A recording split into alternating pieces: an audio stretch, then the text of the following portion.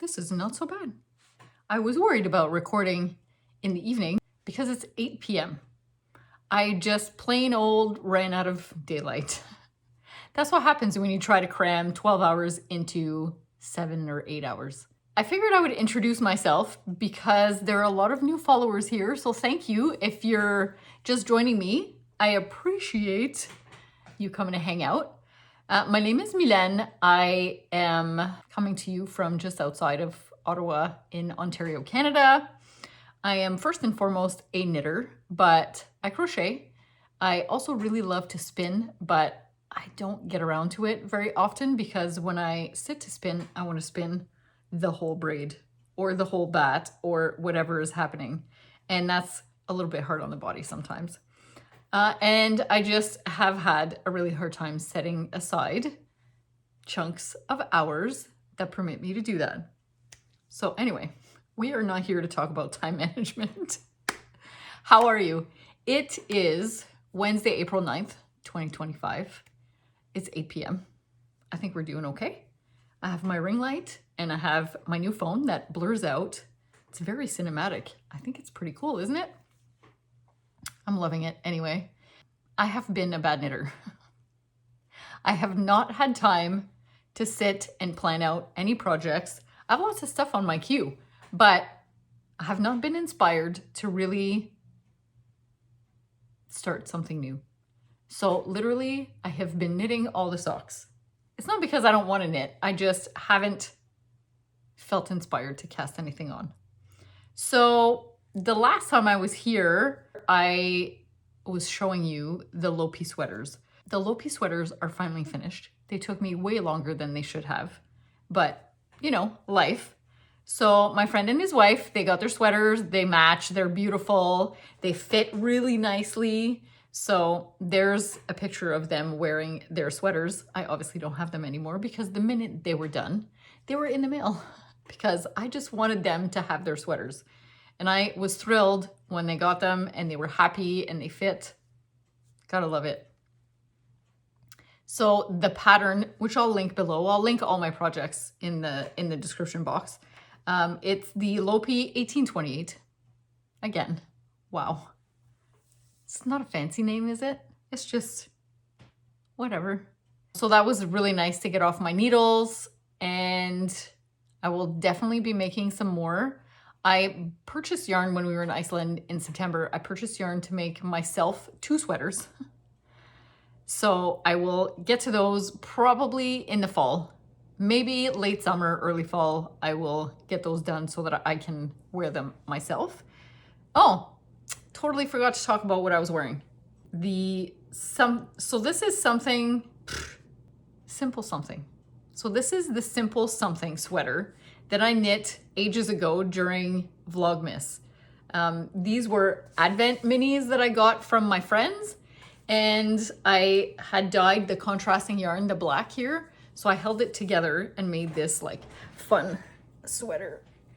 I love it, and it fits just like a sweatshirt, and I love it. And it's kind of heavy because it's made with sock yarn, and I don't know, I should weigh it. See how many grams are in here. Anyway, Simple Something sweater by Ankestrick. So look that up. It's a good pattern. I really dig it. That's what I used and modified it to add all the stripes. I also made a muscle bird for my girlfriend Renee. Again, bad knitter. I don't remember what the yarn was, but I remember that I bought it. God, I don't even. I'm sorry. It's not even in my project notes because I checked. But it was a beautiful, like grapey colored musselburgh, and I think my friend likes it. I haven't seen her wear it, but she said she liked it. The next project, again, I don't have any of these projects that I completed because they were all for other people. The next project was a tea cozy for one of the sergeants at work. He kind of like calls me one day and he's like, hey, I was hoping you were going to be the one that answers the phone. And he asked me if I could make him a tea cozy for his grandmother's teapot. So I was like, absolutely. So I made him just this simple He sent me the sizes, the measurements of his teapot, and I just made this little custom teapot cozy, and he likes it. So 2 thumbs up. Literally the rest of my finished projects are socks. So let me get those on some blockers. Oh boy. Oh boy. Oh boy. I'm a disaster today. That's okay. I'm just coming off night shifts. I feel like I should be allowed to be a little bit messy. So these are, oh my goodness. I'm sorry. I hope you know what you're in for. So this yarn is the Mud Punch yarn. If you haven't worked with her yarn, just go check out her website, okay? Because she has all these stunning colors. It's a little bit blown out because of the light. The colors are not this bright because it's called Goth Rainbow. Anyway, so I tried to insert a little row of purl stitches so that it would add a little bit of interest. I don't know what's going on here. Anyway. Those are the January socks. I just made up the pattern. They're not fancy. The February socks were made out of yarn by a local to me dyer, Blue Sock Red Sock. She is no longer dyeing though, but I managed to get one of these a little while ago before she stopped dyeing. And this colorway is called Sangria. This light is just blowing everything out. I promise this color is just way sexier than it looks blown out in these lights. It's a lot more like winey, deep, sultry colors. Right? I'm just gonna go through my socks and you can laugh at me all you want. It's okay. I am okay with people laughing at me. If I make you laugh even for a second, I'm winning. So these are my March socks. I haven't woven in my ends yet. And the yarn is Biscuit yarns in the Biz socks, and the colorway is called Sur la plage. That means on the beach for my English friends. So March socks, which are, it's kind of funny because March, St. Patty's Day, they're green. It's okay. So that's it for the finished projects. I'm sorry, it was just socks, but I'll do better next time, I promise. Next, we have what's on my needles. And one of these is a long-standing work in progress because I'm just making it up as I go. And it's the Grandpa Cardi. That is based on my grandfather's cardigan that I've had for, I don't even want to tell you how long it's been, because then you'll know how old I am. If I'm 48, I don't care. Anyway, whoop. Sorry, I was stuck. So here is the back panel. And then it's all blocked. I wanted to block it to make sure that it would measure what I was hoping it would measure. Because sometimes when you do a gauge swatch, and I did probably 10, they still lie sometimes. So I laid it flat, I pinned it out so that the cables would look nice. And then I let it stand for a little bit after I took the pins out so that I would see what the shrinkage was. Anyway, I'm ridiculous. I'm sorry. Then I made, what's this one? Yes, so this is gonna be my right front panel. And I'm currently working on the left front panel. Look at all these. I put stitch markers every time I decrease so that I can then read this side to make the following side, to make the left side. You know what I mean. Holy moly, we are a mess today.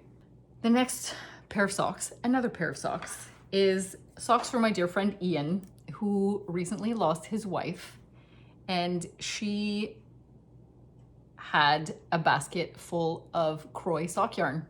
So he brought it to me at work. We used to work together, and he retired, and his poor little wife recently passed. So he wanted to pass on her yarn to somebody who would use it. So as a thank you, I am working on a pair of socks for him. I used one of his socks that she knit him to kind of work on these. So they'd be around the same size. So that's them. Little contrasting toes. I don't know if I'll have enough to make the whole of the leg with this taupey color. So I might just add a burgundy cuff at the end. I believe I have enough to do that. The next pair of socks, because shocker, it's another pair of socks, are my, what month are we? April. They're my April socks. They are the Tram Lines socks by Maria Higgs. Yes, that's it. And they are knit out of my own hand-dyed yarn. It's funny how they could be like two different yarns, but they're the same. Probably the outside of the skein when I dyed it and kind of the inside. They weren't dyed. I think I put them in a pan, but I don't know. Sometimes they just get, one gets more color than the other. Do I have any dyeing friends out there? How do you prevent this from happening? I'm still gonna wear them, but they're pretty cute. I had to modify the pattern slightly because the amount of stitches she had us cast on just made like a really wide foot. And when I tried it on my foot, it was huge. It was big on top of the socks I was wearing at the time I tried them on. So I think it was 33 per needle. Again, just one needle, two needles. So I brought it down to 30 per needle. So I took out 6 stitches and just modified the pattern slightly so it would work for my stitch count. Those are my work socks. Those are the ones I've been working on. What else do I have to talk about? I have my checkered cowl that I worked on. Let me go get it. So this is the checked cowl that I was working on before, and I have most of the videos recorded so I could do a little tutorial on how this is good practice for knitting color work with with your two hands like this. So I have to finish it up, but because I want it to be snug. But I had an idea for the closure and I haven't decided yet what I'm gonna do, which is why I haven't finished recording the tutorial. So at this point, it's probably gonna come out only in the fall because who wants to work on a cowl in the summer? Or maybe people wanna work on cowls in the summer so that they're ready for the winter.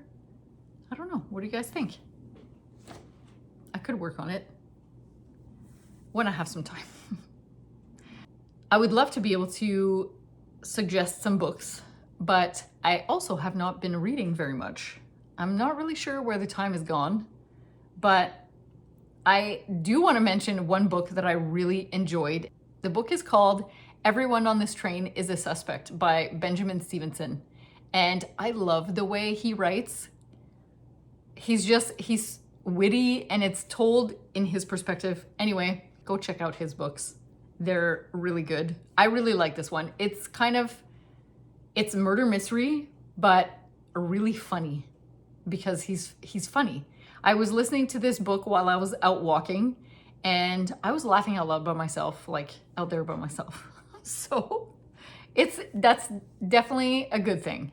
If it's gonna make you laugh out loud. I have also been going out for walks. I've never been a walker. I'm not sure why. I live in the country, so there's like speed is an issue because the cars are going probably minimum 80 kilometers an hour. I don't know what that is in miles, and I'm not gonna try to do the math because I'm gonna embarrass myself. But 80 kilometers an hour is pretty fast. And I was afraid of coyotes, but it turns out that sometimes I'm kind of afraid of the dogs on this road because nobody ties their dogs when they put them outside.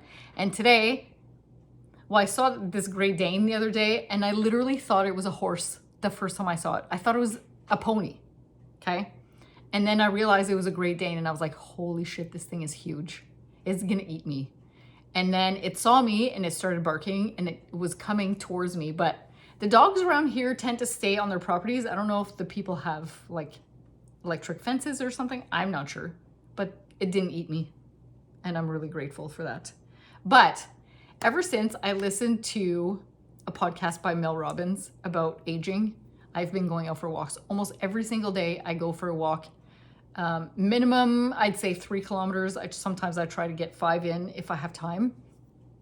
And I listen to podcasts or whatever, and it's been really great. And I've noticed a lot of stuff on my road that I've been driving up and down this road for almost 20 years. And there's a lot of things I've never noticed because I don't go for walks.